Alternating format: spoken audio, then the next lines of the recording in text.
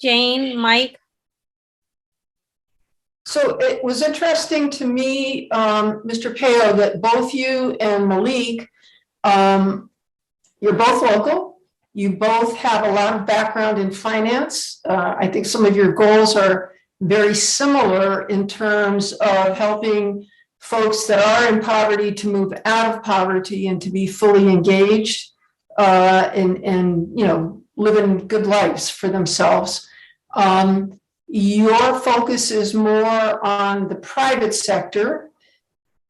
Malik's focus is more on not only, but certainly where he's putting his energy is using the public sector to help make change. Personally, I think that both are critical. I think of things like Social Security, which never would have happened had the government not gotten involved in doing that. And so I would hope that, given that both of you in a lot of ways have some similar ends in mind, I would hope that you would give him a break and be supportive in his first term. I mean, for you guys to run for office took a lot of courage. I wouldn't in 1,000 years want to run for public office, especially. I don't recommend it. I don't recommend it. Especially being like Blackmer. Bill Johnson just got creamed. Yeah. And Bill's was the first public campaign I ever worked on because I felt so strongly that he would make a good mayor. And he wasn't a perfect mayor, but I still think he was a great mayor. And it really hurt him that the Republicans in the county opposed him at every step. I agree. And so what I would hope is, even though I know you're going to have disagreements with Malik, that when push comes to shove, you would give him the benefit of the doubt and try to support him. And I would say the same thing to him. I would say the same thing to him, on this issue of this, private sector should do this, public. Be partners and let's get some really good stuff happening. No, absolutely. And I'm actually friends with Malik. So him and I have lots of conversations. Obviously not in the public eye. It's just conversations that we have. And, we're not going to agree on everything, but we are pretty aligned with the mentality of both being in finance for so long. We tend to be pretty aligned. So while we may not agree in how we get it done, we do agree that the ends will, as long as we keep moving forward towards those goals, he will be also added to the list of great mayors. I truly believe that. I'll do as much as I can to make sure of that. I told him as soon as he won the election, I told him, I said, my job now is to, and I said the same thing to Mayor Lovely Warren. This first time I ever met her, I said to her, my job is to make you the best mayor you possibly can by allowing me to do my job. So what can I do for you? And, Mayor Evans has jumped on board with that mentality. And I know that the Northwest is going to even grow even more this coming next year. So I'm excited. I will certainly be working with Mayor Evans on a lot of things. Brett? Even though we may disagree on some things, that is okay. It is okay to disagree as long as we're doing the right work for the people of Rochester. That's all that matters. My question is what are the top 2 things that you would take to Malik and even your peers as to dealing with the youth violence that is happening in the communities right now? Well, number one is, where are the opportunities for them to spend time doing something else? I mean, what are we providing for these kids in our city? There's not much in terms of really speaking to our children and getting them off of the streets and doing something that they would find enjoyable, more enjoyable than staying on the street corners, hanging out with their friends, doing whatever that is. So investing in these youth that are putting together programs for arts, when it comes to music, when it comes to starting their own podcasts, when it comes to understanding the background behind the social media, craze. Everyone wants to be the next social media star, but what about the videographer? What about the person that's editing the videos? What about it's the lighting, it's the audio? There's so much that goes into it, and there's so much opportunity there. I'm invested in a esports gaming place. So PlayStation, Xbox, it's really we started a month before COVID hit, which really hurt us. But we see that the youth just their eyes glow when they come into our space. We've got big screen TVs all over the place and just gaming everywhere. And it's all gaming things. And we got to understand it's not just the gaming aspect, it's the actual creating the games, coding, going to school for a computer engineer. There's so many things that go into the background behind these things that if we really talk to the kids about this stuff, NFTs, talking about Bitcoin, these are things that these kids are talking about already that a lot of people, my age and older have no idea what it even means or what I'm talking about right now. So give them the opportunity to spend time with people that understand these things, can speak to them about it, and really, really speaking to the times. The times have changed. And it's not meaning that the world is going to collapse because, in the future, these kids are going to be able to put on, these glasses that basically they'll go to school at their, in their own home by putting on these glasses and look around and see their fellow friends in this virtual world. That's going to be the future, but we got to get these kids ready to create that future. So I sincerely believe if we give them an opportunity to spend time doing the things that they really enjoy, that they really want to have fun doing, they would rather do that than be on the streets. So we have to give them the opportunity. Well, I mean, I understand what you say, and I've heard many adults say similar things, but are we really looking at the context of the issue? I mean, if we're talking about those kids being involved in making the games, many of those that are in that situation are there because they were not making it in school and they left school. So many, people are talking about, well, we need to have more jobs for the kids, but you're not, the jobs that you would be able to offer them will not make them the money that they're making now. So if you're going to offer me a job making $15 an hour when I'm making that plus now, just doing what I'm doing, what's the enticement to leave what I'm doing, even when now you're making one of the drugs that I'm selling illegal? Right. So I mean, look at what's actually happening and how it's really going to affect the community when you say, look, we're making this legal, or you're allowed to have this much of it, but you can't buy it. Yeah. How, what's I mean, how can you fathom that? You can have something, but it's illegal to purchase it. But it's okay to have it. So if you happen to run across it and pick some up somewhere and we see you with it, it's okay. But you can't go and buy it. See, these scenarios that are out here in the Black and brown community, it is, I mean, just like what I just said, that boggles the mind. Yeah, a lot of things right now don't make any sense. I'll be honest, and we're really not stepping on the gas pedal when it comes to the cannabis industry. We have a lot of work to do. But when we talk about the money aspect of it, there's very few things that are going to beat the amount of money that you can make doing illegal activities versus legal ones. So we have to speak on the other aspect, which is the enjoyment of what you're doing, number one, and number two, building a future.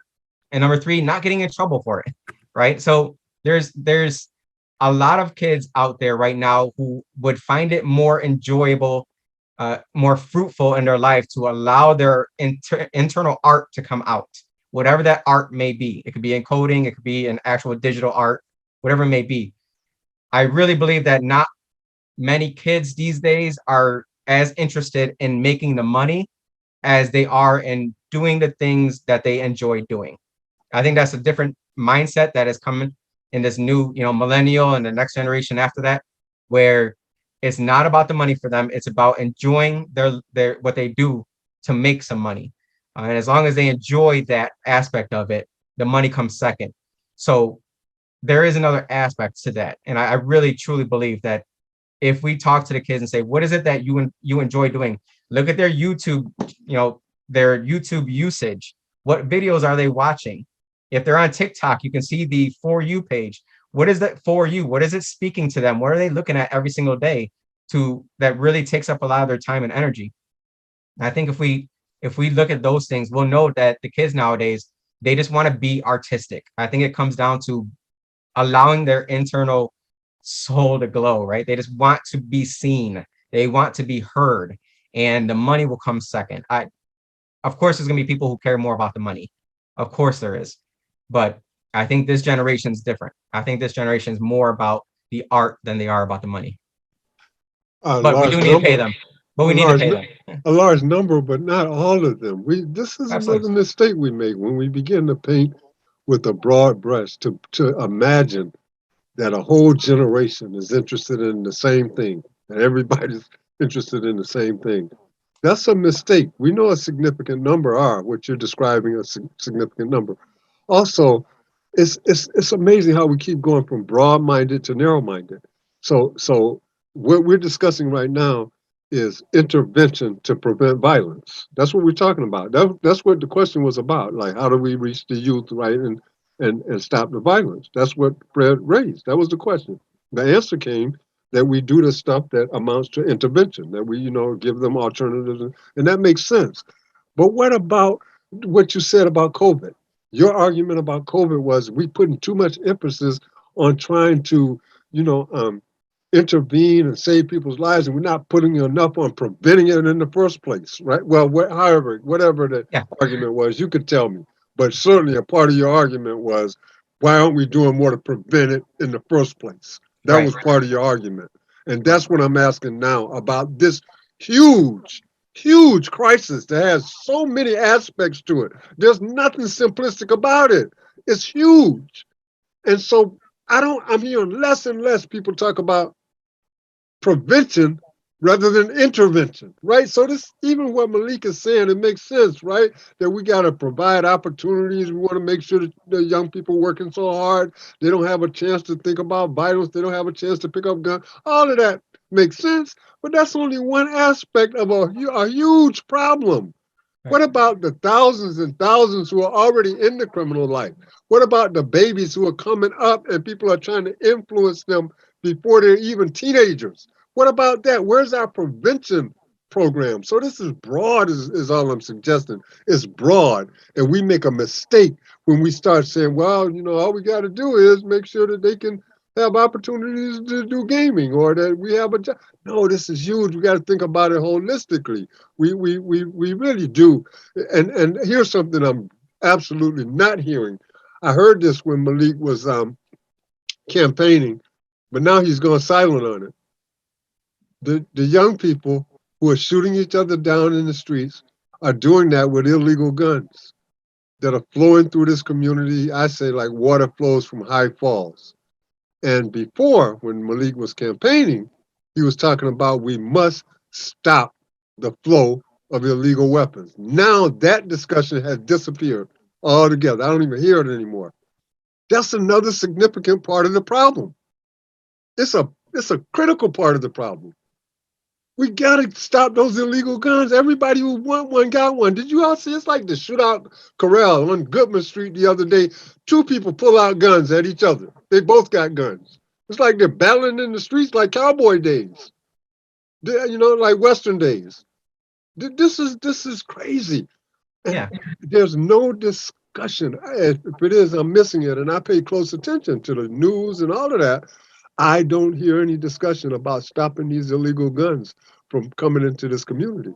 And we know where they're coming from because of Snyderman's report way back in whenever that was, 2005, unprecedented report that shows you exactly where the weapons are coming from down the I-95 corridor, even though, even in my view, that report is lacking because they're not all coming down I-95. I think some are coming by air, some are coming by sea, and I don't understand why the FBI, CIA, Secret Service, Homeland Security, and on and on and on, some of these other agencies that we ain't never heard of, can't find the guns. But the young people can find them. They know exactly where they are. But these people with all this sophisticated technology and know-how and information, they can't find them.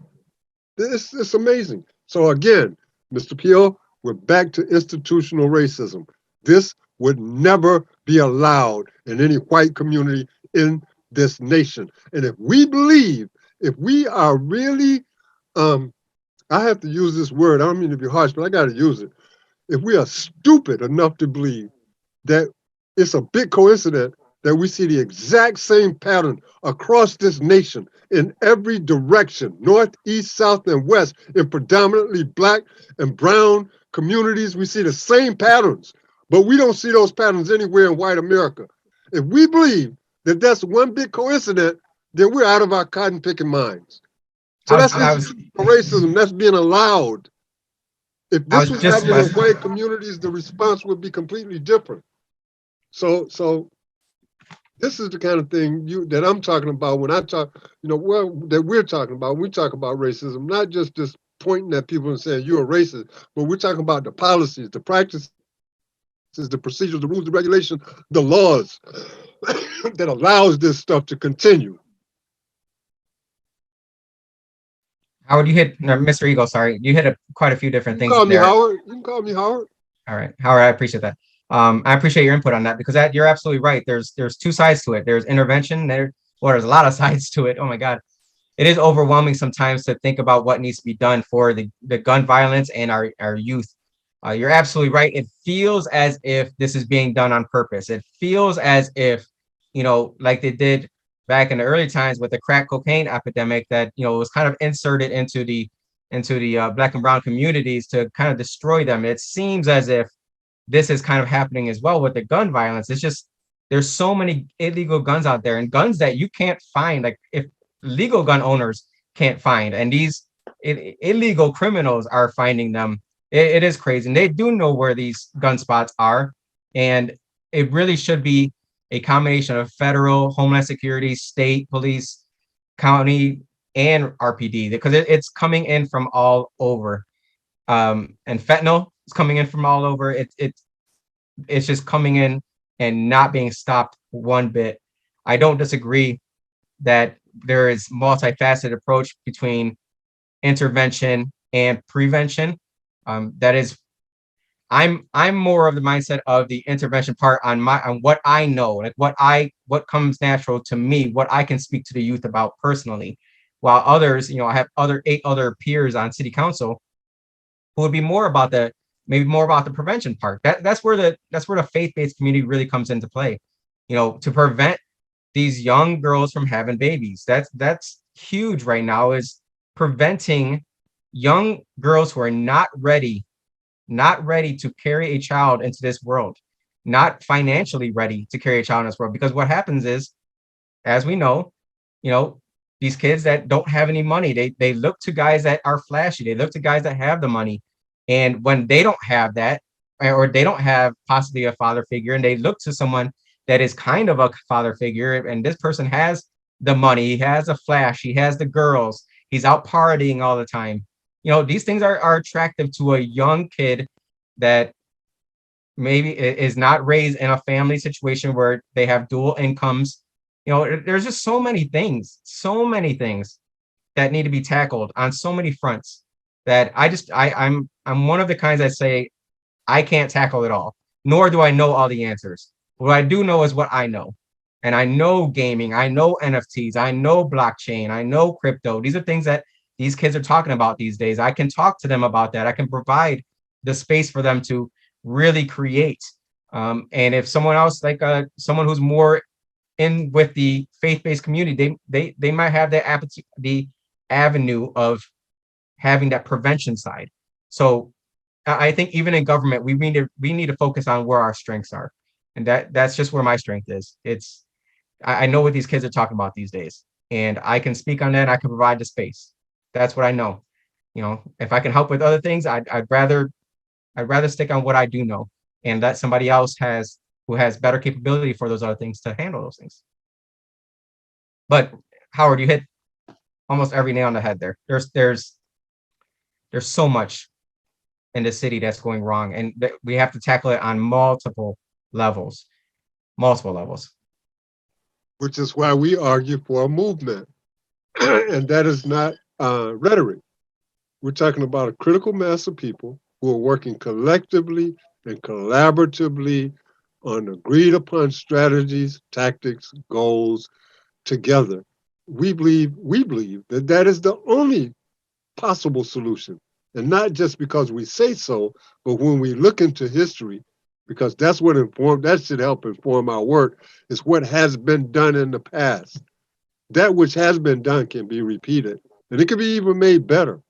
There are examples, many examples in the past where people attacked massive social issues and had progress. The whole progressive movement in this nation, the abolition movement, the modern civil rights movement, the Black Power movement, the women's movement, those all really achieved big things. And we don't see anything in history that has done that except movements. And so we believe that's the answer. But then in this place, you got this, I call it a disease, where everybody talks unity, but they work in silos. Everybody talks unity. We got to get together. We need to be together. We need to do this together. I mean, like you're mentioning the religious community, they have a role to play. But really, when we think about it, I mean, they can play a role, but they can't single-handedly prevent teen pregnancy. This has to be a collaborative effort. Every institution, every major institution needs to be working together. And even when we can't prevent it, and we're not going to prevent all of it, no matter which issue we're talking about, Right. how then do we put support under young people to keep them from ending up in that criminal life and so forth? How do we systemically put support under them to help them and so forth, right? That's what's missing. That's part of what's missing. What young people have had in the past is, family or extended family, even extended community. But much of that has broken down now. And they really are literally on their own, many of them. And they're not going to lay down and die. They're going to survive, by hook or crook. So this is really, really complex, but we argue that the ultimate solution is a movement. And it seems like that's the last thing people want. It appears that way.